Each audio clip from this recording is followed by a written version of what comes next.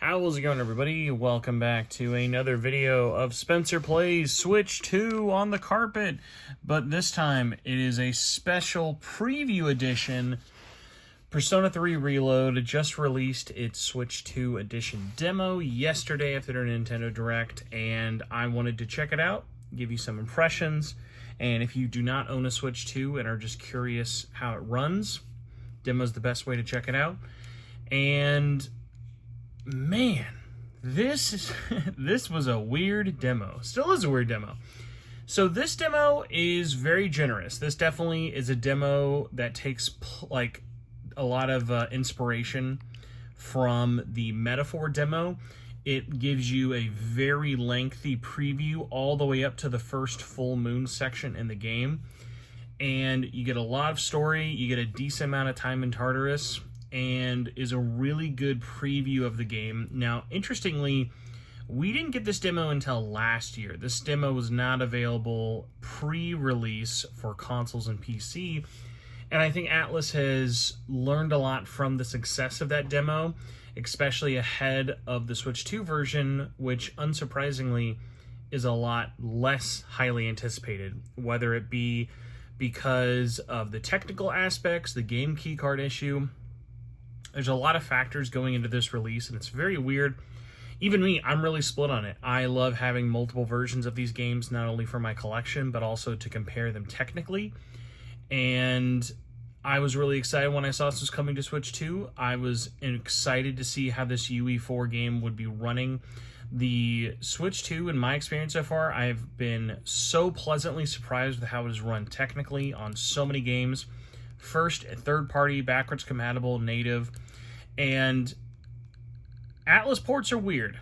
Not all Atlus ports are developed equally, and Persona 3 Reload is definitely one of them. I played quite a bit already just to get past the intro segment, because you do not get to Tartarus for quite a while. So let's jump into the game.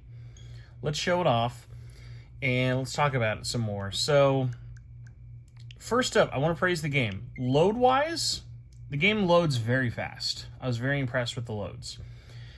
I think having this portably, especially if you're someone out there who does not have a portable gaming PC like a Razer or a Steam Deck or even like an Ally, I think the Switch 2 is a great place to play a game like this. The only thing that kind of kept bugging me as I was playing this was the fact that I was like, this plays fine, but I know it could run better.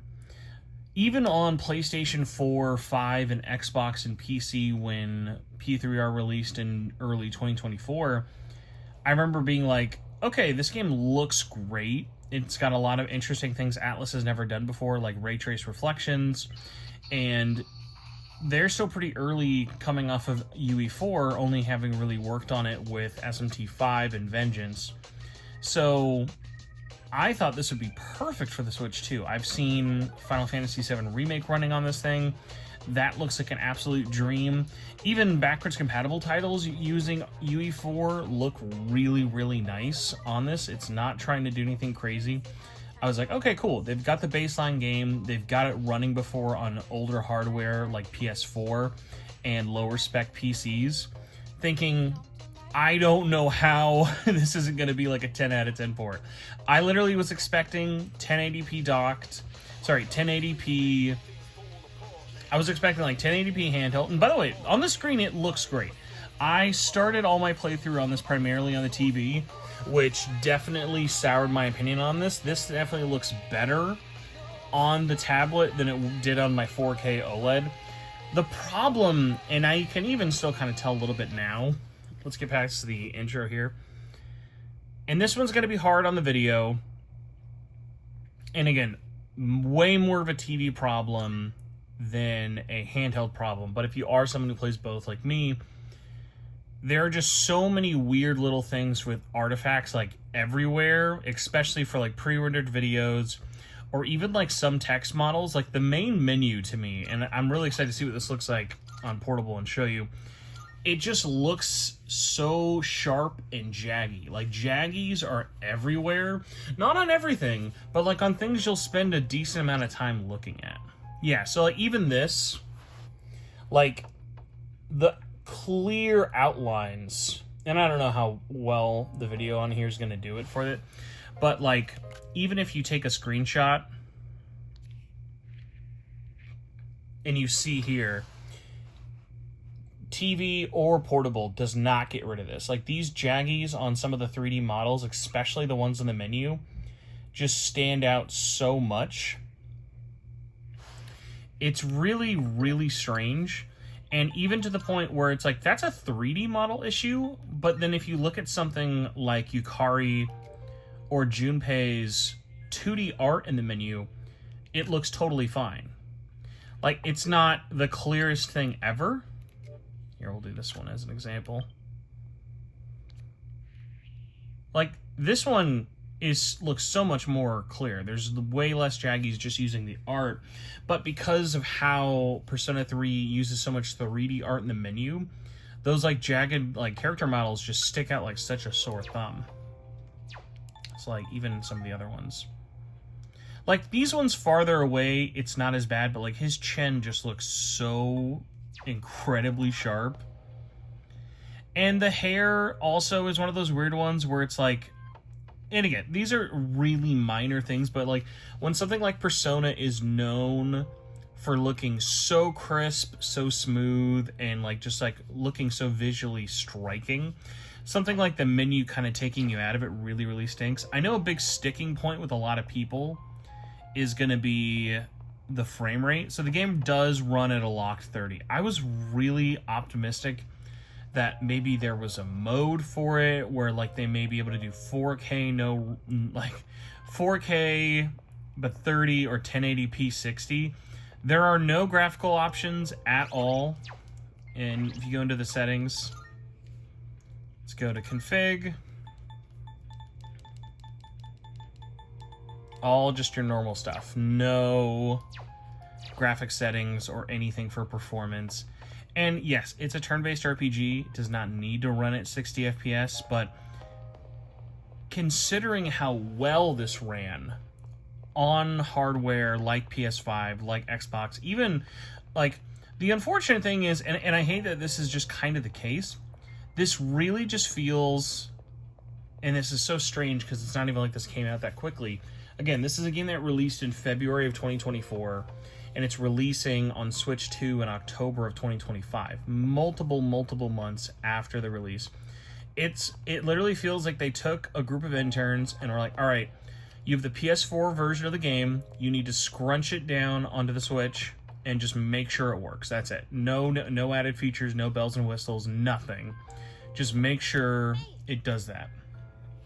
And does the PS4 version run fine? Yes, but unfortunately we know that the Switch 2 has a lot of power under it. Yeah, it's not a PS5. It was never meant to be a portable PS5, but it definitely can run something like Persona 4, Persona 3 Reload faster than just 1080p looking this chunky and still be locked to 30 FPS. It's very, very weird. And I don't think it's an Unreal Engine 4 thing. Unreal Engine 4 does not, it's not perfect, but Unreal Engine 4 is a long tested engine compared to like UE5. UE5 is still definitely going through its growing pains. So, it's the real deal from here on, huh? Now that said, if you either have never played this before or not someone who cares about a lot of like technical specs and are just like, I want a version of this game that is content complete, plays on my Switch 2, I am happy to confirm this game perfect for you. It's $60. You're technically getting it cheaper than owners got it for a year ago, although this game has been discounted to hell and back for multiple months now. So you can find this thing for like $20 on almost every platform. But again, if you're someone who's only got a Switch or only wants to play this on Switch, you will definitely get $60 worth of value on it, I am sure. The problem is, especially with, well, A, the game keycard thing, and then B, me kind of being so technically unimpressed by this. Which, by the way, also, this not coming with the Episode Igus DLC is so lame. This is serviceable. Like, this is the most action-heavy the game's really going to look for you in terms of battles. It looks fine. Tartarus still looks cool. The music is great. Everything sounds great. There's no, like, compression issues or anything. Hold on. There's a shadow up ahead. Now we're going to get into our battle. And like I said, loading is actually pretty good. Surprisingly, and we're going to check this out. I'll try to speed run through Tartarus and get a good look at some stuff. I've only noticed bits of slowdown in the town. It'll dip below 30, and it's very odd because, like, the areas are all very small in P3R. I don't know why that would be the case. But yeah, you're jumping in and out of battles very, very fast. And I am someone who is definitely not the world's biggest P3 fan of all time. P3R is such a great game, though. Also, I gotta check this out, because this is an interesting one where it's like, okay, we're using 3D models up against 2D art, so I was kind of curious how it was like. Yeah, like, the 2D looks good. The 2D art is very clean, even for the all-out attacks. And something like this, where it's like, yeah, like, you're not gonna look at Junpei's character model and stuff like this. Like, the game, I think, still looks very, very good. I think it is still... Obviously, your mileage may vary, but in my opinion, I think the style that they came across with trying to meld P3 in a P5 world worked very, very well. But this is one where it's like, man, I just, like... It's very weird, because, like, I've seen how pretty this game can look, not even running on, like, insane hardware. It is just so weird that they decided to kind of hold it back for it. So it's like, yeah, good enough is good, but when we have other third parties putting out, like, crazy-looking games on the same engine, looking miles and miles better, it's very weird. Because, again, it's not like 30 FPS is, like, the kiss of death. I'm not one of those people who's like, if it's not 60, it's trash. I think 30 FPS can be fine depending on what, like, the, like, trade-off is. Like, is there a reason it needs to be locked? Like, something like Nocturne never needed to be locked at 30. That just was a sign of someone was being stubborn and didn't really care. Look at something like Raito, though. Raito, even on Switch 2, plays at 60 FPS and is really, really good. Obviously, we're comparing a PS4, PS5 game to a PS2 game, getting a remaster. Also, it's on Unity, a completely different engine. But Atlus has not released that many games, and the unfortunate thing is they do so few ports and stuff in-house that it's all over the place. Like, sometimes they're done in-house, like Persona 5 Royal. All those ports were done in-house primarily through Sega. But other times it'll be like, oh, well, this one's done by a third party, and you have to ask yourself, it's like, okay, how much is getting either, like, lost in the sauce in terms of, like, are we properly communicating everything with it? Like, what's the reason? Like, some of these ports, like a Catherine or something, will, like, be like a miracle port. Like, you look at something like Catherine Full Body on Switch and even, like, PlayStation Vita. Those are fantastic games. Both games are the exact same game, but, like, primarily Studio Zero did the Vita and PS4 version, whereas the Switch version was done by a super, super small operations team, and it looks and runs great. Like, it runs like an absolute dream.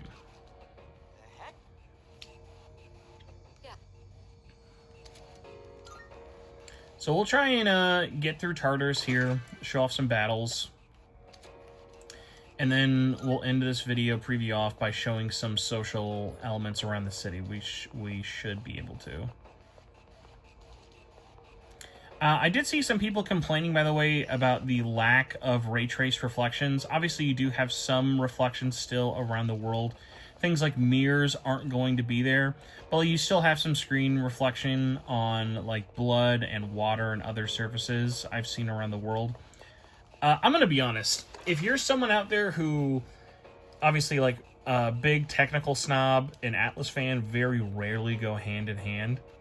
But the reason I kind of bring up P3R specifically when it comes to complaining about lack of ray tracing, this was the first time they've ever even used it, and it really does feel like baby's first ray tracing.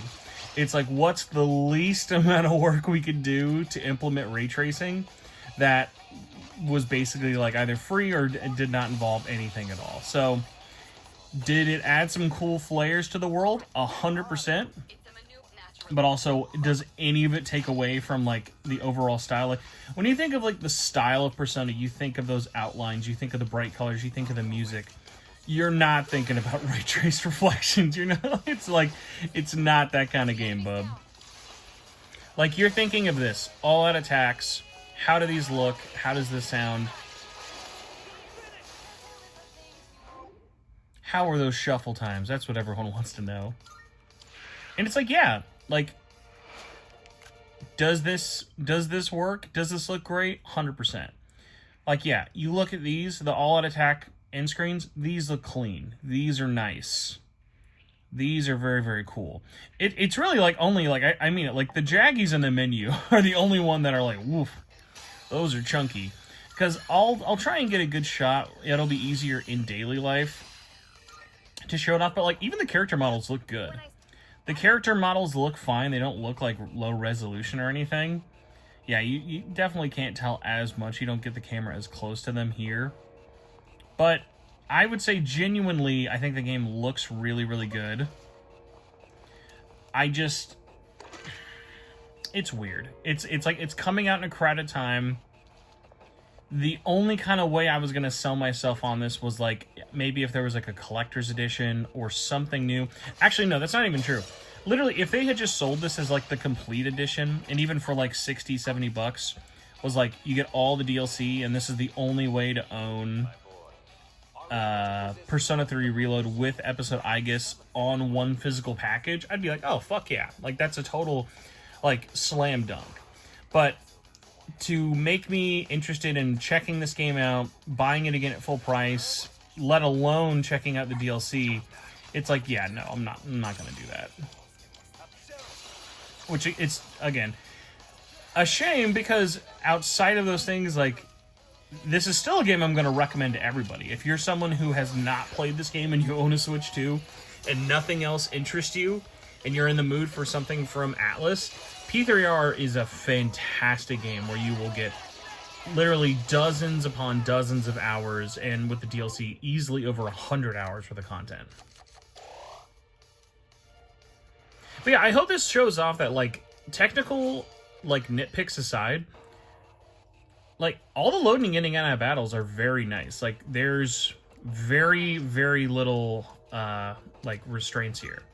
Which I guess, like, on one hand, it can kind of be like, well, clearly they were probably focused on, like, maybe, like, battery with performance and other things like that. Because, like, yeah, if this was running at, like, 1080p 60 versus 1080p or even sub 1080p 30 FPS, that does affect battery life. So I totally get that, but again, we're definitely in an era with people playing games where people like having those options. Like, you look at how people reacted to Metal Gear Solid Delta on PS5 Pro, like this $700 machine out there. It's like, oh well, you don't have any graphical settings. You just have the one setting we picked for you. It's like, what? Like, yes, sometimes there are too many settings. That's definitely a thing that people should be more guilty of. So, very weird. I will say, Tartarus vibes are definitely here, which I appreciate. The loads being nice and quick are also very much appreciated. So let's see if we can show off like a normal like school day life, or if we can like run around the town at all, and then wrap this up. I will say, I think Atlus released this demo as early as they did. Because this definitely does seem earlier than you would expect Atlus to release this. I feel that pre-orders and hype and interest for this are really soft. And that's coming from someone who's around this community a lot. I don't think this demo is going to help. I think right now, so many people are busy with so many other games, whether they be AAA stuff like Borderlands 4, or even like Silksong, Chronos, Hell is Us, all these other games, big, small, Nintendo Direct related. Like, this demo was announced in a Direct in the least hype way possible. The, like, demo available now was part of a montage sizzle reel with like no announcement. It wasn't like, and download the Persona 3 Reload demo today. It was like, no. It was like, you had to be looking for it. Like, unless you were one of those people paying attention to it, which is like, yeah, I'm sure Atlus and Sega were happy that they could announce this demo is coming out in a Nintendo Direct because hundreds of thousands of people were looking at it. But, like, what's the point if nobody notices, you know? Or if the people who notice are like, oh, I wish this was running a little bit better. Or, oh, I wish this had this feature available and stuff like that. Because even I would say, like, attention-wise, and it's, again, weird to gauge. I'm only, like, we're less than 24 hours from me recording this from when the demo's been out. But who knows? This definitely will not have the Metaphor effect. Metaphor is definitely a very special case in terms of how the demo helped sell that game again. I will say, especially kind of comparing this, and every engine and every game is different, especially between Atlus titles, I feel very confident that I bet Metaphor could probably run better than this on the Switch 2, only because of how old that engine is, but mostly it would depend on who is going to port it. I doubt Studio Zero would do it themselves unless they're working on like an expanded version, but that's still too soon to tell. P3R was probably the most technically demanding game that hadn't been ported to a Nintendo system yet, so I guess kind of interesting they knocked this one out first, because everything else should be easier, or you would at least imagine might be easier. But yeah, so here we are at school. Actually, let me see if I can run back inside the hallway. Wider shots like this tend to be fine. No, he really wants to go there. Alright, so let's go to the town map. Let's go to the mall. Yeah, but like outside of seeing that window for like a second or so, you really don't get very long loads at all. Now, on something like PS5 or Series X, like, were you seeing loads almost instantaneously that you'd almost never see that window? Yes, but again, apples and oranges, like, you're not really expected to think of one as the other. Okay, let's see. Oh, man, dude, just try to get a different camera angle, man. It's okay. We'll go see old Akihiko. Old Akihiko talking to new Akihiko. Let you enjoy some story real quick. Let me shut up. Oh, these are the guys I was talking about earlier. This is Officer Kurosawa. He helps keep our squad well equipped. Oh, and here, this is from Ikutsuki-san. The Coots. Whoa, is that our warp lens? You shouldn't have. You can't fight empty-handed, so find something you like. Kurosawa-san has connections. He can secure equipment for us. But these things still cost money. Of course they do. Nothing in life is free. I realize that. Well, I'll see you later. Thanks again.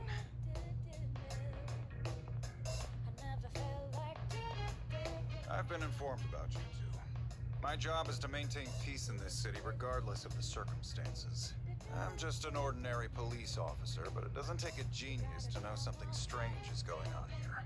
I'm only doing what I think is right. Nothing more. If you need something, we can talk in the back. Alright. Okay. We will probably skip out on buying any new equipment. If I can read the menus. Come back soon.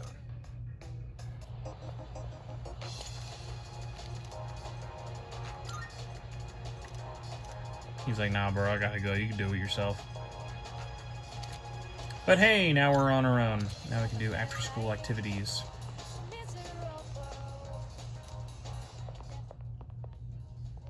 Now we just need to find somewhere that'll give us camera control. Let's go... Actually, we might just be able to go back to the school. The school's probably going to be our best bet.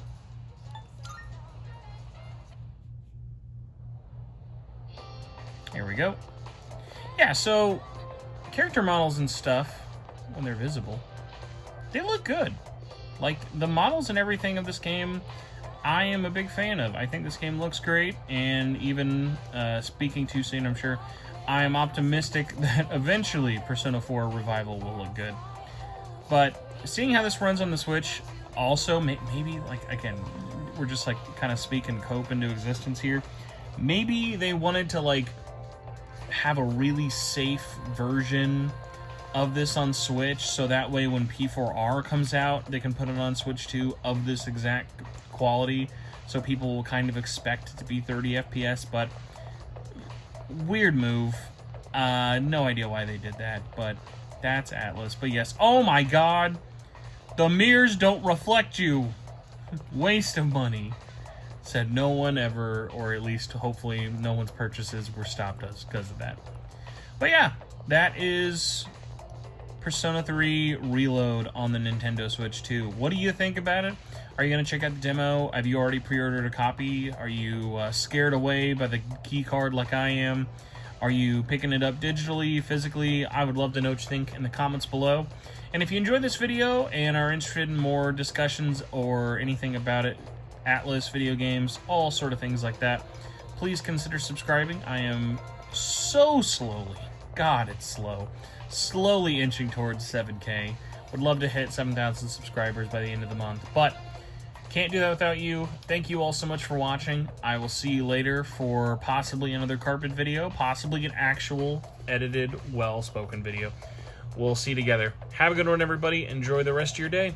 I'll talk to you later. Bye.